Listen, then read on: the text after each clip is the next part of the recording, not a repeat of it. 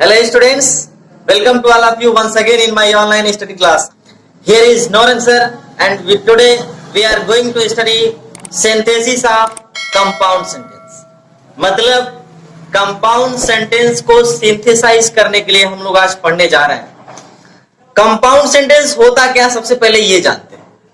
देखिए सेंटेंस के टाइप्स की बात करेंगे तो simple sentence, complex sentence, compound sentence. आज हम लोग कंपाउंड पढ़ने जा रहे थे. कंपाउंड सेंटेंस वह सेंटेंस होता है जिनमें एक प्रिंसिपल क्लॉज होता है और एक कोऑर्डिनेट क्लॉज होता है. प्रिंसिपल क्लॉज यानी कि मुख्य उपवाक्य और कोऑर्डिनेट क्लॉज. कोऑर्डिनेट क्लॉज क्या होता है ये समझना बहुत जरूरी है हमारे लिए, हम सभी के लिए. देखिए कोऑर्डिनेट क्लॉज, देखिए कोऑर्डिनेट क्लॉज वह वाक्य होता है जो अकेले ही अपना अर्थ पूर्ण करता है लेकिन दूसरे नंबर पर रहता है, उसे हम कोऑर्डिनेट क्लॉज कहते हैं. जैसे एक उदाहरण देते हैं कि he came here and sat silently. He came here and sat silently, यानी कि वह यहां आया और चुपचाप बैठ गया. तो ये जो sat silently है अपने आप में चुपचाप बैठ गया, सेंटेंस कंप्लीट है लेकिन दूसरे नंबर पे आया है, तो ये कहलाएगा क्या, कोऑर्डिनेट क्लॉज. जैसे ये कहा जाए he is sinner so he cannot die in peace. वह पापी है इसलिए उसे शांति से मृत्यु नहीं मिलेगी, नहीं मिल सकती. तो he sinner so he can't die in peace. तो he can't die in peace क्या है, कोऑर्डिनेट क्लॉज है. वो अपने आप में सेंटेंस का कंप्लीट सेंस निकल रहा है लेकिन दूसरे नंबर पर आया है तो उसे हम कहते हैं कोऑर्डिनेट क्लॉज. अब कोऑर्डिनेट क्लॉज बनता कैसे है, देखिए कोऑर्डिनेट क्लॉज बनाने के लिए हमको कोऑर्डिनेट कंजक्शन का हेल्प लेना पड़ेगा. कंजक्शन में कोऑर्डिनेट कंजक्शन को हम यहां उठाएंगे कंपाउंड सेंटेंस बनाने के लिए. तो आइए सबसे पहले थोड़ा सा और जानते हैं कि कोऑर्डिनेट कंजक्शन क्या होते हैं, उसके बाद हम सेंटेंसों को सिंथेसाइज करना जानेंगे. तो कोऑर्डिनेट कंजक्शन ऐसे कंजक्शन होते हैं जो समान पद वाले वाक्यों या शब्दों को जोड़ते हैं. जैसे ये कहा जाए Mohan and Sohan are, Mohan and Sohan are friends. Mohan और सोहन दोस्त हैं, मित्र हैं. जैसे कहा जाए 2 and 2 make 4, 2 और 2 4 होते हैं. तो 2 and 2 दोनों क्या है, समान पद है. मोहन और सोहन दोनों क्या है, नाउन है, समान पद है. या वर्ब को जोड़े, जैसे हमने पहले उदाहरण बताया था कि he came here and set, यानी कि आना और बैठना को एंड से जोड़ा गया है. तो समान पदों को जोड़ने के लिए हम किसका प्रयोग करते हैं, कोऑर्डिनेट कंजक्शन का. ध्यान देंगे हम बात कर रहे हैं किसका, कोऑर्डिनेट कंजक्शन का. कोऑर्डिनेट कंजक्शन का. कंजक्शन में एक लाइन और जान लीजिए, सबऑर्डिनेट कंजक्शन भी होते हैं. सबऑर्डिनेट कंजक्शन जो आश्रित उपवाक्य को जोड़ने के लिए प्रयोग किया जाता है, यानी कि कोऑर्डिनेट कंजक्शन से कोऑर्डिनेट क्लॉज बनता है और सबऑर्डिनेट कंजक्शन से सबऑर्डिनेट क्लॉज बनता है जिसका प्रयोग हम कॉम्प्लेक्स सेंटेंस में करते हैं. यहां हम बात कर रहे हैं कंपाउंड सेंटेंस का, इसलिए हम कोऑर्डिनेट कंजक्शन को फोकस करेंगे. कोऑर्डिनेट कंजक्शन के बारे में और क्या है, देखिए कोऑर्डिनेट कंजक्शन जो होते हैं वो 4 प्रकार के होते हैं. कितने प्रकार के, 4 प्रकार के होते हैं. पहला होता है कम्युलेटिव कंजक्शन. पहला कौन होता है, कम्युलेटिव कंजक्शन.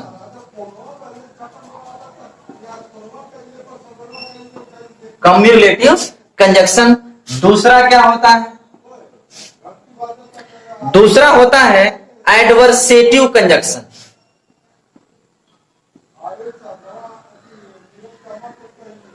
Adversative conjunction. और तीसरा होता है अल्टरनेटिव कंजक्शन. अल्टरनेटिव कंजक्शन, तो ये तीसरा हो गया. और चौथा होता है इलेटिव कंजक्शन. Illative conjunction. सबसे बड़ी बात, अगर इनका सेंस हम समझ गए तो कंपाउंड सेंटेंस बनाना बिल्कुल आसान होगा। सबसे पहले चर्चा करते हैं कम्युलेटिव कंजक्शन क्या होते हैं। देखिए, कम्युलेटिव कंजक्शन को हम कहते हैं योग सूचक संयोजक शब्द, अर्थात जोड़ने के लिए काम करते हैं, एंड उसी में आता है। एडवर्सेटिव, एडवर्सेटिव में क्या है, कंट्रास्ट, अंतर या विरोध बताने वाले कंजक्शन होते हैं।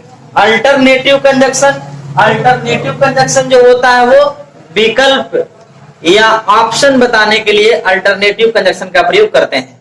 और इलेटिव कंजक्शन में आता है परिणाम सूचक कंजक्शन, जो एक सेंटेंस का परिणाम दूसरे सेंटेंस में बताता है, तो ऐसे परिस्थिति में हम उनको इलेटिव कंजक्शन की सहायता से जोड़ेंगे। तो आइए अब विस्तृत चर्चा करेंगे हम कि कम्युलेटिव कंजक्शन से कैसे हम दो या दो से अधिक वाक्यों को जोड़ेंगे और कब जोड़ेंगे। कम्युलेटिव कंजक्शन, कम्युलेटिव कंजक्शन का मतलब होता है जोड़ बताने वाले संयोजक शब्द, अर्थात जोड़ बताने वाले कंजक्शन को हम कम्युलेटिव कंजक्शन बोलते हैं। उसमें मुख्य रूप से यूज होने वाले जो कम्युलेटिव कंजक्शन है वो होते हैं and, as well as, both, not only but also. इधर and, as well as, both, not only but also, ये है मुख्य रूप से यूज होने वाले कम्युलेटिव कंजक्शन। कब हम कम्युलेटिव कंजक्शन का प्रयोग करते हैं, देखिए जब दो या दो से अधिक सेंटेंस परस्पर अलग अलग स्वतंत्र होंगे तो उनके वर्ब को या उनके नाउन को, उनके ऑब्जेक्ट को हम क्या करते हैं, एंड से जोड़ सकते हैं। तो एक उदाहरण देखते हैं पहले। आई मेट द टीचर, मैं अपने अध्यापक से मिला, मैं अध्यापक से मिला। ही गेव मी अ बुक, उन्होंने मुझे एक किताब दिया। दोनों अपने आप में स्वतंत्र वाक्य हैं, किसी का किसी पे जोर नहीं है, और हम कोऑर्डिनेट कंजक्शन का प्रयोग भी वही करते हैं जब अलग अलग स्वतंत्र वाक्यों को हम जोड़ना हो। तो I met the teacher and he gave me book, मैं अपने अध्यापक से मिला और उन्होंने मुझे एक किताब दिया। तो इधर सीधा सीधा है, दोनों सेंटेंसों को किससे जोड़ देंगे, एंड से। I met the teacher and he gave me a book, और उन्होंने मुझे एक किताब दिया। तो ये एंड का प्रयोग हुआ। अगर हम दूसरे उदाहरण को देखें, ही वॉज मार्क्ड एब्सेंट, उसे अनुपस्थित किया गया। He was turned out of the class, उसे क्लास से बाहर कर दिया गया। He was turned out of the class. तो दो चीजें हैं, अनुपस्थित किया गया और क्या, क्लास से बाहर कर दिया गया। तो एंड से जोड़ सकते हैं, यानी इसको हम क्या जोड़ेंगे, ही was marked absent and he was subject से, मैं तो सब्जेक्ट एक बार यूज होगा, नहीं लगाते दोबारा, and turn out of the class, and turn out of the class. अगर हम इसको बोथ से जोड़ना चाहें, अगर हम इसको एज वेल एज से जोड़ना चाहें तो एंड के जगह पर एज वेल एज का प्रयोग कर देंगे, यानी कि he was marked absent as well as turn out the class, यानी कि उसे अनुपस्थित करने के साथ साथ स्कूल से, उसे अनुपस्थित करने के साथ साथ क्लास से बाहर भी कर दिया गया। तो एज वेल एज का भी प्रयोग यहां कर सकते हैं। यहां तक कि हम not only but also say भी जोड़ सकते हैं, जैसे he was not only marked absent, he was not only marked absent, he was not only marked absent but also turned out of the class. He was not only marked absent, उसे केवल अनुपस्थित ही नहीं किया गया बल्कि not only but also का मतलब होता है केवल ही नहीं बल्कि, यानी उसे केवल अनुपस्थित ही नहीं किया गया बल्कि कक्षा से बाहर भी निकाल दिया गया। कोई शरारती स्टूडेंट रहा होगा उसके लिए, ठीक है। The robbers robbed the bus, लुटेरे डाकुओं ने बस को लूटा। दे वुंडेड द पैसेंजर, उन्होंने यात्रियों को घायल भी किया। कुछ लोगों को मारा पीटा भी, क्योंकि सामान नहीं दे रहे होंगे, दे देना चाहिए था। तो the robbers robbed the bus and they wounded the passengers. ऐसे हम क्या करेंगे, कम्युलेटिव कंजक्शन की सहायता से दो सेंटेंसों को या दो से अधिक सेंटेंसों को जोड़ सकते हैं। जरूरी बात क्या है, देखिए कंपाउंड सेंटेंस बनाने के लिए सबसे जरूरी है हमको दिए गए वाक्य का ना हिंदी अनुवाद जान लेना है, फिर दोनों का अर्थ कैसा कह रहा है, अलग अलग हैं या एक दूसरे से थोड़ा बहुत जुड़े हैं। अगर बिल्कुल फ्री होंगे तो कम्युलेटिव कंजक्शन एंड से जोड़ेंगे, बाकी को कैसे जोड़ेंगे आइए देखते हैं। अब देखते हैं अल्टरनेटिव कंजक्शन का यूज कैसे करके हम कंपाउंड सेंटेंस बनाएंगे। अल्टरनेटिव कंजक्शन मतलब वैकल्पिक कंजक्शन, अर्थात जब दो सेंटेंसों में विकल्प या चॉइस की बात की जाएगी तो हम अल्टरनेटिव कंजक्शन की सहायता से कंपाउंड सेंटेंस बनाते हैं। जैसे अगर हम ये कहें मेक हेस्ट, जल्दी करो, यू विल बी लेट, तुम्हें देर हो जाएगी, अर्थात जल्दी करो लेट हो जाएगा। अर्थात कहने का मतलब क्या है, या तो जल्दी करे या तो फिर लेट हो जाएगा। तो ऑप्शन है जल्दी नहीं करेगा तो लेट होगा। इसके लिए हम क्या करेंगे, make haste otherwise you will be late, जल्दी करो नहीं तो तुम्हें देरी होगी, या मेक हेस्ट और यू विल बी लेट, जल्दी करो अथवा तुम्हें देर हो जाएगी। तो क्या करेंगे हम इधर क्या बनाएंगे, और से या अदरवाइज से जोड़ सकते हैं, मेक हेस्ट और you will be late, you will be late, जल्दी करो अथवा तुम्हें देर हो जाएगी, या मेक हेस्ट अदरवाइज भी लगा सकते हैं, otherwise you will be late, जल्दी करो अन्यथा लेट हो जाएगी। इससे कहा जाए कि make haste we will miss the train, जल्दी करो हमारी ट्रेन छूट जाएगी। तो make haste otherwise we will miss the train, otherwise से जोड़ेंगे। नेक्स्ट देखते हैं, चलिए जब एक चीज बता दें, जब दो सेंटेंस हमको ऐसे मिले विकल्प के तौर पर कि एक उसमें से एक नेगेटिव सेंटेंस हो तो हम आइदर आर से बड़ी आसानी से जोड़ सकते हैं। देखिए जैसे come in time in the class या come in time in the school, do not come at all, school में या क्लास है तो कक्षा में समय से आओ, दूसरा कह रहा है कि बिल्कुल मत आओ, क्या कर, तो इसका मतलब क्या हुआ, या इसका मतलब ये हुआ या तो समय से स्कूल आओ या तो आओ ही नहीं।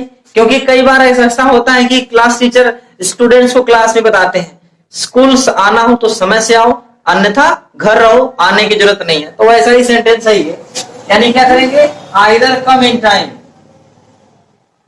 Either come in time in the class,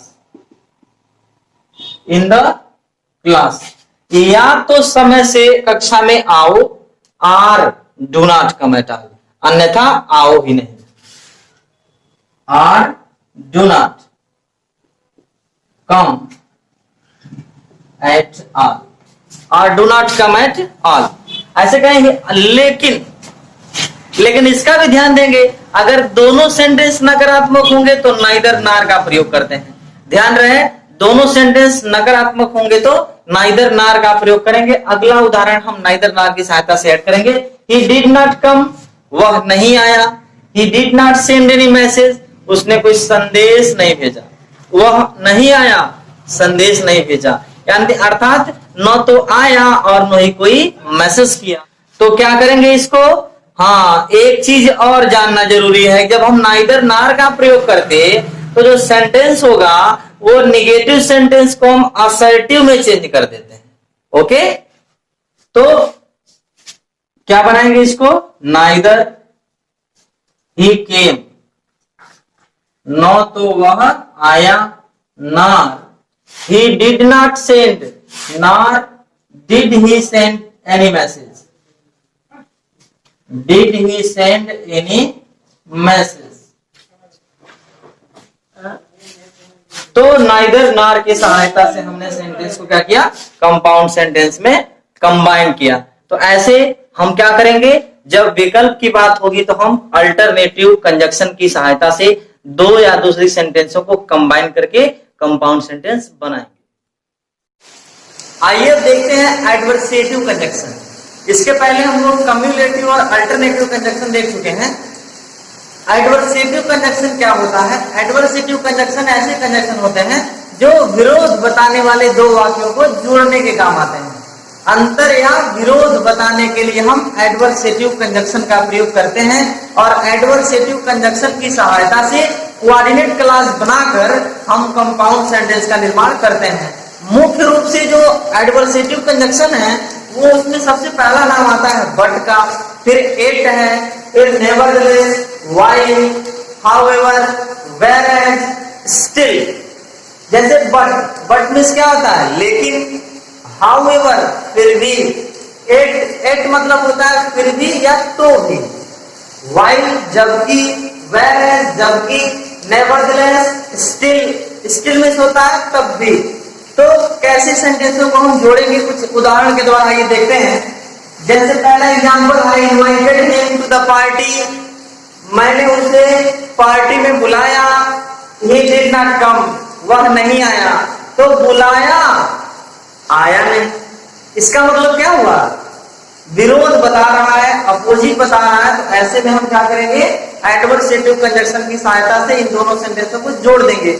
सबसे बड़ी बात हमने पहले भी बताया था आपको कि जब हम कंपाउंड सेंटेंस बनाएं तो सबसे आसान तरीका यह है कि हम दोनों सेंटेंसों का हिंदी पहले समझ जाएं, फिर उसका भाव पता करेंगे क्या है, उसी के अनुसार हम कंजक्शन को यूज करेंगे। तो मैंने उसे बुलाया लेकिन वह नहीं आया, यानी कि हम बट से बड़ी आसानी से जोड़ सकते हैं। तो हम इसको कैसे कंबाइन करेंगे, I invited him to the party but he did not come, अब एक चीज फिर से बता रहा हूं कि ये जो कोऑर्डिनेट कंजक्शन है बट के बाद का जो सेंटेंस दिखाई दे रहा है, बट ही डिड नॉट कम, वही है कोऑर्डिनेट क्लॉज। अगला उदाहरण है, he is dishonest, his brother is honest. पहले में कह रहा है कि वह ईमानदार है, दूसरे में कह रहा, पहले में कह रहा है कि वह बेईमान है और दूसरे में कह रहा है कि उसका भाई ईमानदार है। मतलब एक बेईमान है जबकि दूसरा ईमानदार है। तो एडवर्सेटिव कंजक्शन में इसमें हम किसका प्रयोग करें, व्हाइल का प्रयोग कर देते हैं। व्हाइल मतलब जबकि, यानी कि वह बेईमान है जबकि उसका भाई ईमानदार है। बट से भी जोड़ सकते हैं, वह ईमानदार है लेकिन उसका भाई बेईमान है। तो जोड़ते हैं, he is dishonest, while his brother is honest, तो while जो कंजक्शन है एडवर्सेटिव कंजक्शन, इसके बाद का जो पार्ट दिख रहा है वही है कोऑर्डिनेट क्लॉज। क्योंकि कोऑर्डिनेट क्लॉज क्या होता है, अपने आप में स्वतंत्र होता लेकिन दूसरे नंबर पर यूज होता है, दूसरे नंबर पर आता है, उसको प्राथमिकता नहीं देते हैं। Wise men show their faults, बुद्धिमान लोग अपनी गलतियां दिखाते हैं, स्वीकार करते हैं, प्रदर्शित करते हैं, जबकि fools avoid them, जबकि मूर्ख लोग उससे बचते हैं। बचते हैं का मतलब, अर्थात जो मूर्ख लोग होते हैं वो अपनी गलतियों को स्वीकार नहीं करते, छुपाते हैं। तो ऐसे में क्या करेंगे, इधर सो है और उधर क्या है, अवॉइड है, अर्थात छुपाना या बचना है। तो क्या करेंगे, हम दोनों में अंतर विरोध प्रदर्शित हो रहा है, तो हम क्या करेंगे, एडवर्सेटिव कंजक्शन की सहायता से ऐड करते हैं। तो कौन सा एडवर्सेटिव कंजक्शन लगाएं, कौन सा लगाएं, वेयरएज लगा सकते हैं, व्हाइल लगा सकते हैं, यानी कि बुद्धिमान लोग अपनी गलतियां बताते हैं जबकि मूर्ख लोग उससे बचते हैं, छुपाते हैं। तो wise man show their fault, while या whereas, जबकि fools avoid them, तो ऐसे हम एडवर्सेटिव कंजक्शन की सहायता से कोऑर्डिनेट क्लॉज बनाएंगे। अब देखेंगे इलेटिव कंजक्शन। इलेटिव कंजक्शन का मतलब परिणाम बताने वाले कंजक्शन। परिणाम बताने वाले कंजक्शन का प्रयोग से कैसे हम कंपाउंड सेंटेंस बनाएंगे। देखिए, जब एक सेंटेंस का परिणाम दूसरे में हो या दूसरे एक सेंटेंस का परिणाम पहले में हो, सेंटेंस आगे पीछे भी दे सकता है, तो एक सेंटेंस का परिणाम दूसरे सेंटेंस में होता है तो हम इलेटिव कंजक्शन की सहायता से हम कंपाउंड सेंटेंस बनाएंगे। इलेटिव कंजक्शन में मेनली आते हैं सो, इसलिए, हेंस, इसलिए, देयरफॉर, फॉर, एक्सेट्रा। तो इनका प्रयोग हम जो है कंपाउंड सेंटेंस बनाने के लिए कैसे करेंगे, उदाहरण के द्वारा हम कंफर्म करेंगे। जैसे पहला एग्जांपल देखते हैं, इट इज रेनिंग हैवीली, मूसलाधार वर्षा हो रही है। Take an umbrella with you, अपने साथ एक छाता ले लीजिए। अब मूसलाधार वर्षा हो रही है और कह रहा है कि एक अपने साथ एक छाता ले लीजिए। इसका मतलब मूसलाधार बारिश होने के कारण आप नहीं जा सकते, इसलिए आपको छाता ले लेना चाहिए। यानी कि हम इसको किससे जोड़ देंगे, सो से। It is raining heavily so take an umbrella with you, तेज वर्षा हो रही है इसलिए अपने साथ एक छाता ले लीजिए। तो आइए जोड़ते हैं इनको। It is raining heavily, it is raining heavily so take an umbrella with you, take an umbrella with you, इसलिए अपने साथ एक छाता ले लीजिए। फिर एक बार बताते हैं हम कि कोऑर्डिनेट कंजंक्शन अर्थात सो के बाद का जो सेंटेंस है ये हमारा हो रहा है कौन सा क्लास, कोऑर्डिनेट क्लास, क्योंकि कोऑर्डिनेट क्लास हम किसी न किसी कोऑर्डिनेट कंजंक्शन की सहायता से ही बनाते हैं। नेक्स्ट उदाहरण देखते हैं। The thief was cot red handed, चोर रंगे हाथों पकड़ा गया। He was sent to jail, उसे जेल भेजा गया। अब जेल भेजने का कारण क्या था, रंगे हाथों पकड़ा जाना, और रंगे हाथों पकड़े जाने का परिणाम क्या हुआ, जेल जाना। तो इसका परिणाम दूसरे सेंटेंस में है, तो इसको हम रिलेटिव कंजंक्शन की सहायता से ऐड करेंगे। तो किससे जोड़ते हैं इसको, किससे जोड़ सकते हैं इसको, यानी कि चोर रंगे हाथों पकड़ा गया इसलिए जेल भेजा गया, देयरफॉर से ऐड करते हैं। द थीफ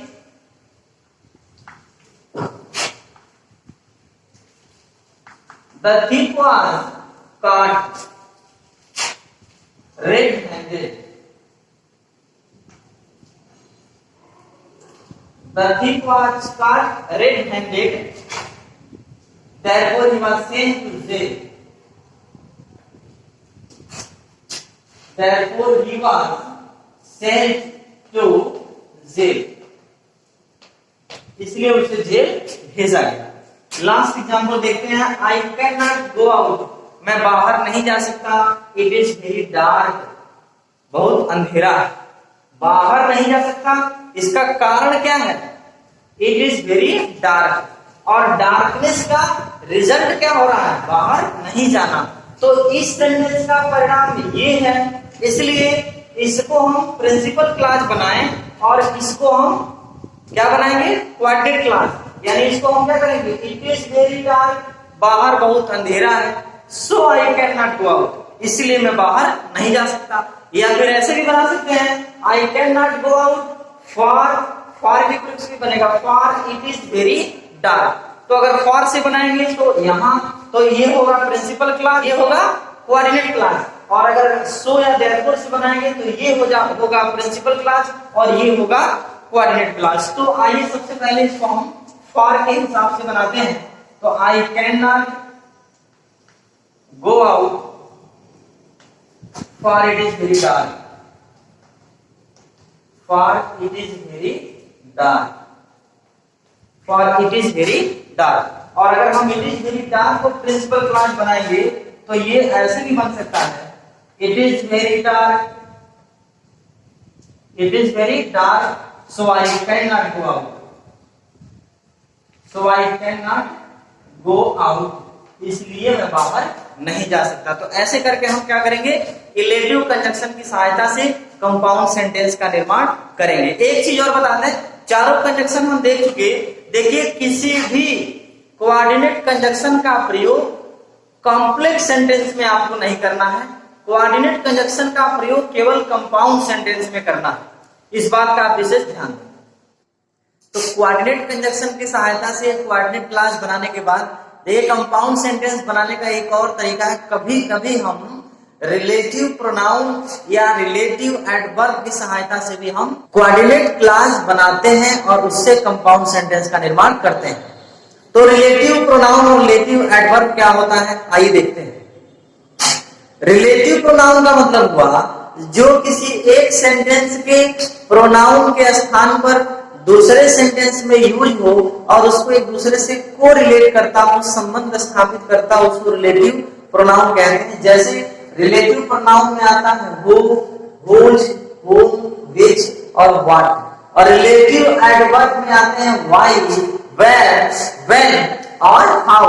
सबसे बड़ी बात ये बता दें आपको कि रिलेटिव प्रोनाउन या रिलेटिव एडवर्ब का जब हम हिंदी उच्चारण करते हैं तो वो हमेशा जो से आरंभ होता है।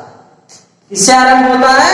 जो से, अर्थात जो वर्ड से इसका हिंदी स्टार्ट होता है। जैसे हम जानते हैं हु मीन्स होता है कौन, लेकिन जब वो रिलेटिव प्रोनाउन की तरह काम करेगा तो उसका अर्थ होता है जो।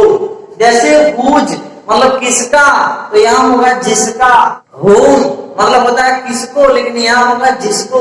विच, विच मतलब कौन सी वस्तु, वस्तु के लिए यूज होता है, विच वस्तु के लिए और हु व्यक्ति के लिए, इसका भी ध्यान देंगे। तो जो होता है, व्हाट मीन्स भी होता है जो, जबकि व्हाट मीन्स हम जानते हैं क्या, लेकिन जब रिलेटिव प्रोनाउन के रूप में यूज होगा तो उसका अर्थ जो वर्ड से आरंभ होता है। वैसे ही वाई, वाई मतलब होता है जिस कारण से, हम जानते हैं वाई मीन्स क्यों होता है। वेयर मीन्स होता है कहां, लेकिन रिलेटिव प्रोनाउन बनेगा तो वेयर मीन्स होता है जहां। व्हेन मीन्स होता है कब, लेकिन जब रिलेटिव प्रोनाउन होगा तो व्हेन मीन्स होगा जब। हाउ मीन्स होता है कैसे, जब, लेकिन जब रिलेटिव प्रोनाउन के रूप में यूज होगा तो उसका मतलब होता है जिस प्रकार से। तो जो वर्ड से आरंभ होगा इसका हिंदी जब भी करेंगे तो कुछ उदाहरण के द्वारा हम रिलेटिव प्रोनाउन और रिलेटिव एडवर्ब की सहायता से कंपाउंड सेंटेंस बनाने के लिए आइए देखते हैं। जैसे ये कहा जाए आई कॉल्ड माय फ्रेंड, मैंने अपने मित्र को बुलाया। He gave me a gold watch, उसने मुझे एक सोने का घड़ी दिया। वाह भाई वाह, क्या बात है। आप भी अपने दोस्त को बुलाइए और वो भी आपको सोने की घड़ी देगा। जोड़ते हैं इसको, मैंने अपने मित्र को बुलाया, उसने मुझे एक घड़ी दिया, वो भी सोने की घड़ी दिया। तो जो ही आया है उसके जगह पर रिलेटिव प्रोनाउन फ्रेंड के लिए यूज हुआ है, इसलिए ही को हम इसलिए ही को हम रिलेटिव प्रोनाउन कौन सा यूज करेंगे, व्यक्ति है तो हु लगाएंगे, अगर वस्तु रहता तो विच लगाते। तो यहां हम क्या बना देंगे, I called my friend, I called my friend, मैंने अपने मित्र को बुलाया। हु यानी कि जिसने, हु मतलब जिसने या जो, give me a gold watch, gave me a gold watch, gave me a gold watch, यानी कि मैंने अपने मित्र को बुलाया जिसने मुझे एक सोने की घड़ी दिया। Next, I saw a man, मैंने एक आदमी देखा। His clothes were dirty, उसके कपड़े गंदे थे। तो मैन के लिए आया है his, उसके कपड़े। तो उसके मतलब his जो है कौन सा केस है, पॉसेसिव केस है, और पॉसेसिव केस में हु का पॉसेसिव केस हुज होता है, ऑब्जेक्टिव केस हुम होता है। इसलिए यहां बनाएंगे क्या, आई सॉ अ मैन, मैंने एक आदमी को देखा जिसके कपड़े गंदे थे, अर्थात हीज के जगह पर हम क्या लगा देंगे, whose clothes were dirty, whose clothes were dirty. ऐसे ही last year I went to Agra, पिछले वर्ष मैं आगरा गया। I saw the Taj Mahal and Agra Fort there, मैंने वहां ताजमहल और आगरे का किला देखा। पिछले बार मैं आगरा गया, वहां मैंने आगरे का किला और ताजमहल देखा। यानी कि आगरा गया तो आगरे के बारे में बता रहा है जहां, यानी कि मैं पिछली बार आगरा गया जहां मैंने ताजमहल और किला देखा। तो यहां जो होगा आगरा के लिए हम लगाएंगे वेयर, यानी कि relative pronoun. Last year I went to Agra, और आगरा क्या है, स्थान है। स्थान के लिए हम वेयर का प्रयोग करेंगे। वेयर, वेयर मतलब क्या हो गया, जहां। आई सॉ मैंने देखा, क्या देखा भाई, the Taj Mahal and red fort, the Taj Mahal and Agra fort, Taj Mahal and Agra fort, Agra fort. तो इस तरह से हम रिलेटिव प्रोनाउन या रिलेटेड वर्ब की सहायता से कंपाउंड सेंटेंस बनाते हैं। एक चीज और जान लिए, जैसे अगर ये कहा जाए I bought A camera, camera photo खींचने के लिए, आई बॉट ए कैमरा, अगला सेंटेंस है इट वाज वेरी चीप, मैंने कैमरा खरीदा वो बहुत सस्ता था। पहले में कैमरा, दूसरे में ईट आया है, तो ईट के जगह पर हम बीच लगा देंगे क्योंकि कैमरा क्या एक वस्तु है, यानी वो सेंटेंस क्या बन जाएगा, आई बॉट और कैमरा, और कैमरा के लिए क्या लगाएंगे विच, क्योंकि कैमरा क्या है वस्तु है, विच वाज वेरी चीप, मैंने कैमरा खरीदा जो बहुत सस्ता था। एक महत्वपूर्ण चीज जान लीजिए, कंपाउंड सेंटेंस और कॉम्प्लेक्स सेंटेंस में थोड़ा यहां हम अंतर भी बता दें आपको। कभी भी कोऑर्डिनेट कंजक्शन का प्रयोग हम कॉम्प्लेक्स सेंटेंस में नहीं करते। एक YET एक मात्र कंजक्शन है जो कॉम्प्लेक्स में भी यूज होता है और कंपाउंड में भी यूज होता है, लेकिन यूज में उसके अंतर है। देखिए जब दो सेंटेंसों में एट बीच में आया हो तो वो कंपाउंड सेंटेंस होगा, लेकिन अगर बीच में एट आने के साथ साथ सबसे पहले दो या आल दो के साथ आए तो वो कॉम्प्लेक्स सेंटेंस होता है। एट के प्रयोग में ये डिफरेंस है, अर्थात आल दो या दो के साथ एट आए तो कॉम्प्लेक्स सेंटेंस और केवल एक आए तो कंपाउंड सेंटेंस होता है। जैसे अगर ये कहा जाए he did not work hard, जैसे ये कहा जाए कि he did not work hard, yet he passed, yet he passed, जैसे